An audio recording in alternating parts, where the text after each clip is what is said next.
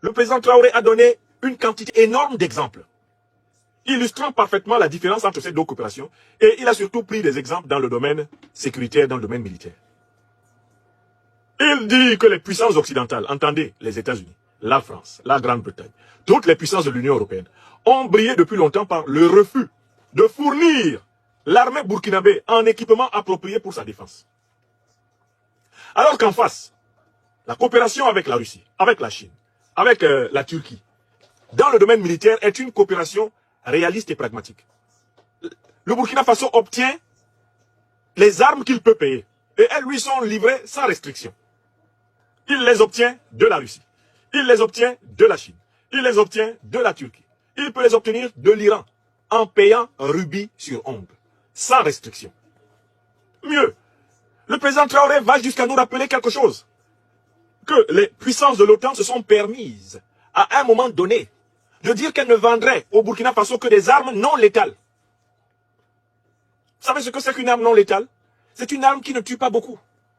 Et le président Traoré de dire, à la limite, c'est comme si on nous donnait des cailloux. Alors qu'en face, il y a des terroristes qui possèdent des fusils mitrailleurs, des terroristes qui possèdent des lance-missiles, des terroristes qui possèdent du renseignement satellitaire. Les pays de l'OTAN se sont permis de nous dire en face, nous ne voulons pas vous vendre des armes létales, c'est-à-dire des armes qui peuvent tuer les terroristes. C'est ça, une arme létale. Une arme hautement létale est une arme qui peut tuer beaucoup. Alors on décide de leur vendre des armes au degré de létalité le plus bas. Alors qu'en face, les terroristes sont équipés par les mêmes puissances, par les meilleures armes possibles. Le président Traoré a aussi souligné que plusieurs des achats d'armes de guerre destinés à la sécurité du Burkina Faso ont été bloqués dans plusieurs pays occidentaux, dans le cadre d'un chantage innommable, alors même que c'est l'argent du Burkina Faso qui achète ces armes. Ce sont ces faits qui ont amené le Burkina Faso, le Mali, le Niger à comprendre justement que les grandes puissances occidentales avaient partie liée avec les organisations terroristes.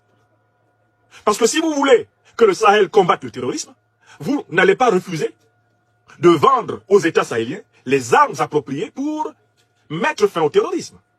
C'est précisément parce que vous ne voulez pas que les terroristes soient vaincus que vous avez constamment refusé, depuis plusieurs décennies, de vendre aux armées confrontées au terrorisme le matériel le plus approprié pour les combattre.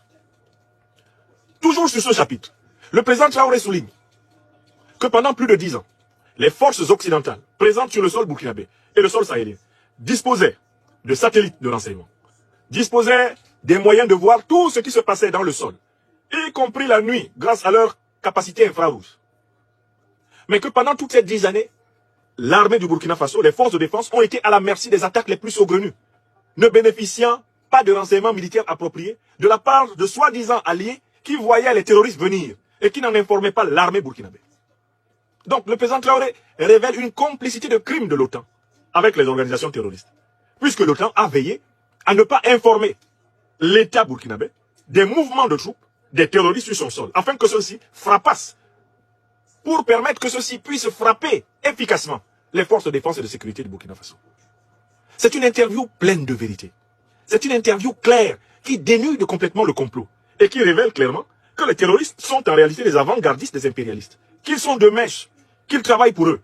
Par comment expliquer que des gens qui possèdent des drones, des gens qui possèdent des satellites, des gens qui possèdent des armes les plus sophistiquées au monde, n'aient pas été capables de vaincre ces groupuscules terroristes que l'armée burkinabé est en train d'écraser?